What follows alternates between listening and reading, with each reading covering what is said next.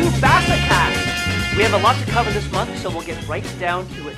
This summer was the second annual Vox Box contest, where students from all over Canada filmed themselves reciting a poem from their age category in an attempt to win the grand prize. $400 for the junior group, $600 for the intermediate, and a cool $1,000 for the senior. This year's contest not only boasted the most entries we've received to date, but also the highest individual scores we've had. Well, the judges have sent in their scores, and the results are in. Because we had so many talented entries, we've divided the categories into 3 subcategories: honorable mention, runner-up, and winner. First, let's start with the junior category. Honorable mention goes to J.T. Cranston.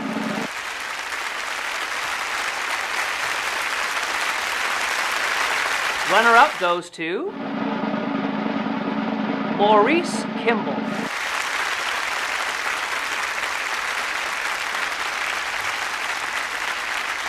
And the winner of the junior category and recipient of $400, Jamil Karim.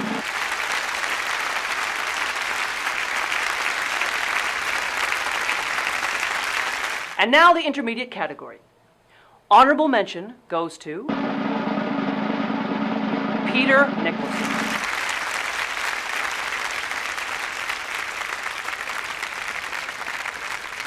The runner-up is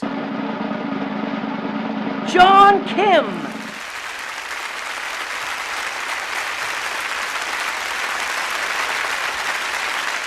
And the winner of the intermediate category and winner of $600 is Rainey Duan.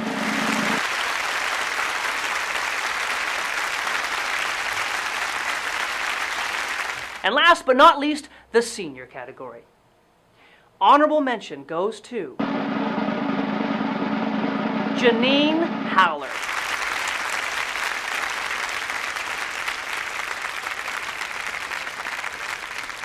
The runner-up is Carmen Leon.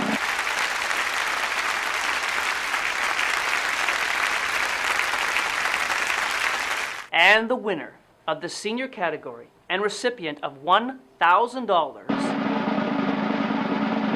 Catherine Chow.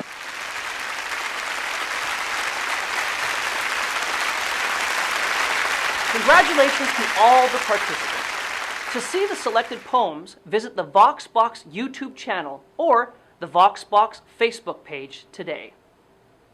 In January, private schools around Vancouver will be having their interviews for admission in September 2013, which means that we will be running our interview intensive class once again. Last year, over 90% of the students that took the interview class got accepted to the school of their choice. The classes will take place from December 17th to the 21st.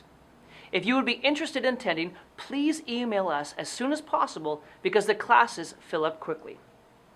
In honor of the interview process, we thought we would offer some free advice in a segment we call The Art of Interviews.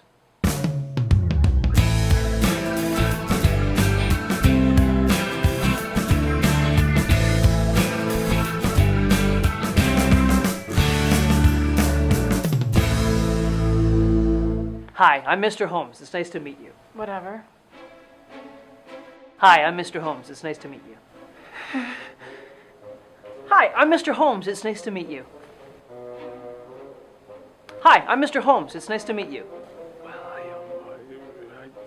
I do this and I do that. And, I like to Okay, do a lot. why don't you tell me a bit about yourself? Why don't you tell me a bit about yourself? Well, my mom says I'm a handful, but my dad refers to me as old Miss Cranky Pants. So why don't you tell me a bit about yourself? Nothing. Well, I can burp the entire alphabet. Why do you want to come to this school? I'm gonna level with you. You're not my first choice. You're a distant third. Why do you want to come to this school? Are you kidding me? Have you seen your monkey bars? They rock! Why do you want to come to this school? 2 words. Hot lunch. Well, because my charm is gonna raise the grade point average. We don't grade charm. What? You don't get graded on charm? Why do you want to come to this school? I don't. what do you like to do in your spare time? Nothing. That's the way I like it.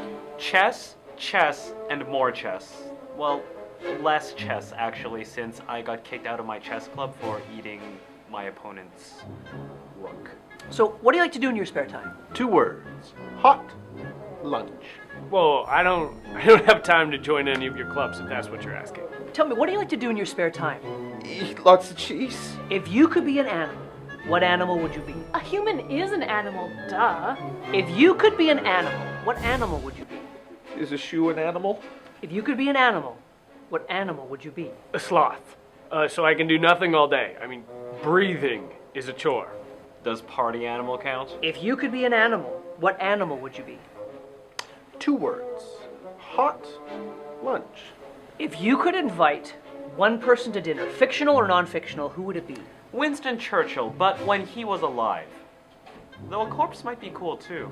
Is this your way of inviting yourself over for dinner at my place? Helen Keller? Where do you come up with these boring questions? Okay, well, it was very nice meeting you. I didn't get in, did I? Well, it was very nice meeting you. I'm not leaving until I get my acceptance letter. Okay, well, it was very nice meeting you. See you in September, sucker! Okay, well, it was very nice meeting you. Very nice meeting you too, Mrs. Jones. Holmes. Oh, Mrs. Holmes. Mister, I'm a man. Seriously? Well, it was very nice to meet you. Great. Hey, is the cafeteria still open? Yeah, I think it is. 2 words. Hot lunch. Oh, he likes his hot lunch.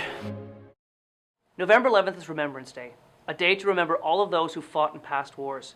In honor of this day, we pay tribute to a Canadian poet and physician in the First World War named John McCrae, who wrote one of the most famous poems of our generation, In Flanders Fields.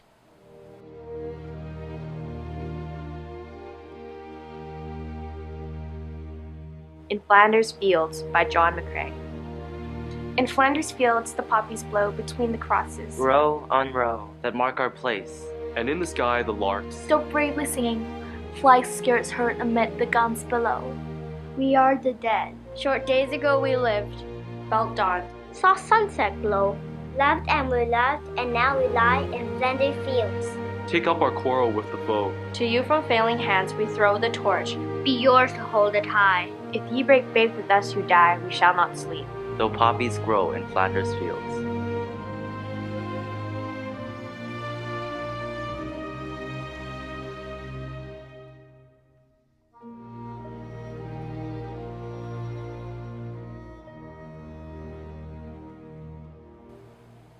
World War I was said to be the war to end all wars.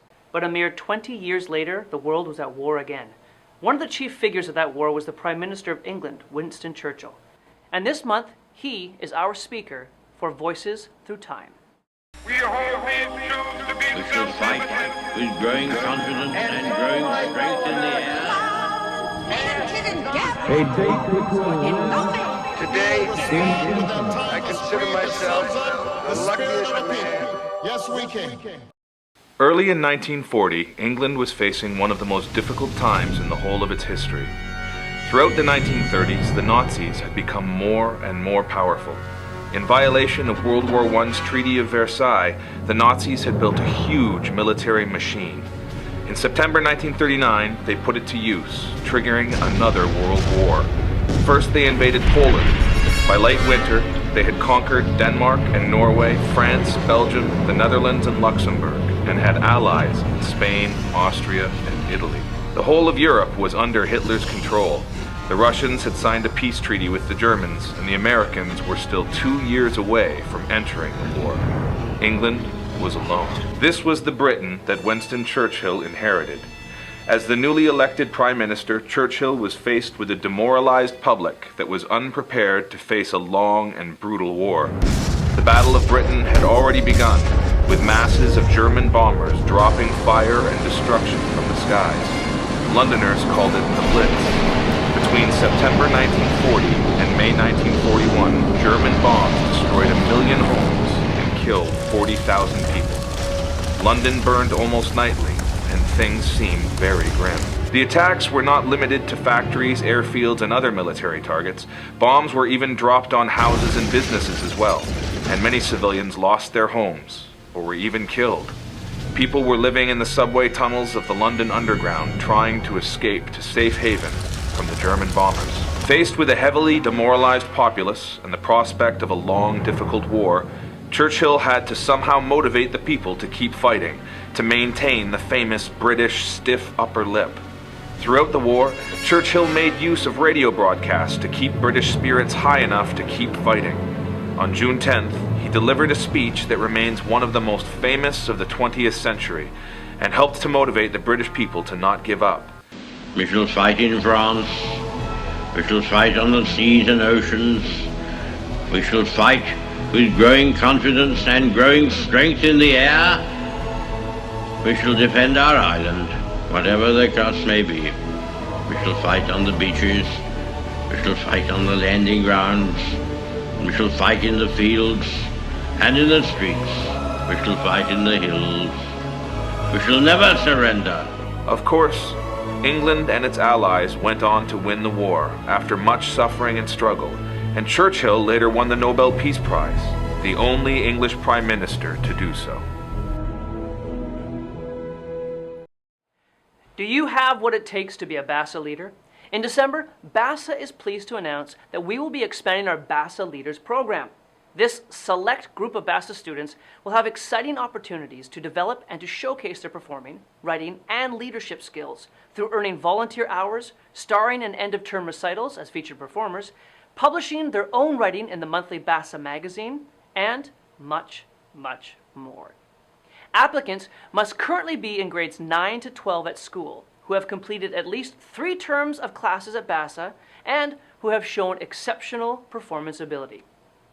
Those interested can find further details in this month's BASA magazine regarding application details. The deadline is Thursday, November 15th. Well, that's all the time we have for this BASAcast. Until next time, see ya!